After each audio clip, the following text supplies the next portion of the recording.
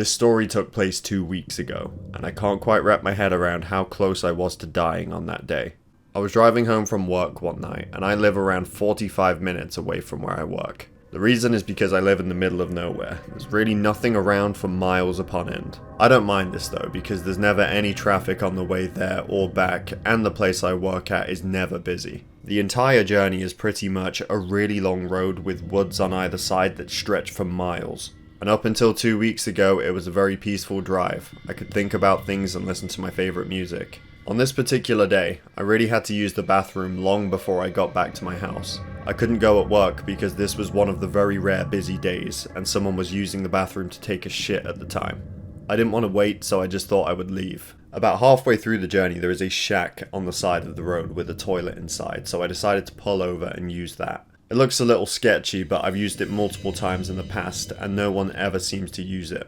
While I'm inside the shack taking a piss, I start to hear rustling noises in the bushes outside. I shrug this off as being an animal, given that we are in the woods that stretch on for miles upon end. But as I'm finishing, I hear it again. This time it sounds more like footsteps. It's really easy to notice these sounds in the middle of nowhere, when there is nothing else happening around you. I open the shack door and take a look to the right off into the woods, and that's when I see somebody walking slowly towards the shack. As soon as we made eye contact, he started running at me. I sprinted back to my car, locked the doors, shifted into first gear, and blasted off. Just as I was doing that, that's when I heard the noise of him desperately trying to open my passenger side door. My heart was practically beating out of my chest. As I'm driving away, I look into my rearview mirror and I can see him walking back off into the woods. I didn't know what that man was trying to do or what his intentions were, but I didn't think they were good. I was so shaken up by what had just happened that my heart rate didn't slow down until about 15 minutes later. But the entire time on the drive back home after this happened, there were many questions plaguing my mind. Who was this guy? What was he doing in the woods on his own? Was he in danger? Did he need food? Water? Had he made an escape from some sort of serial killer? All of these questions were on my mind the entire time, and I would never get the answer to them unless I turned back around.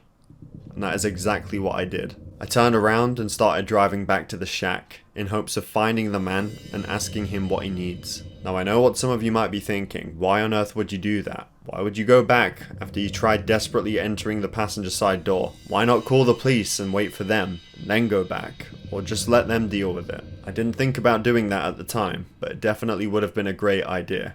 I arrive at the shack and pull over to the side of the road.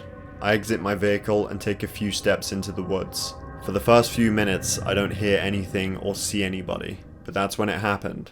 I start hearing light footsteps in the distance, and that's when I see the man approach out from the woods. But not just one man. This time there were two people walking over to me, one of them holding a large machete.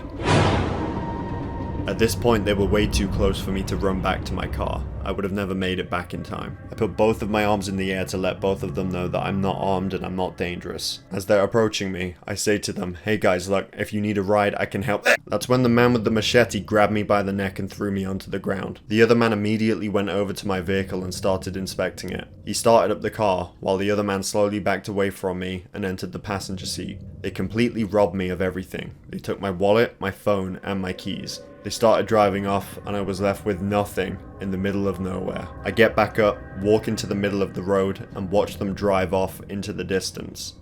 And that's when it happened.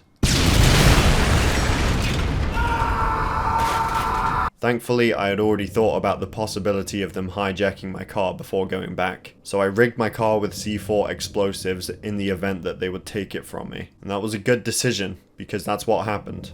That will hopefully teach them not to steal another vehicle in the future.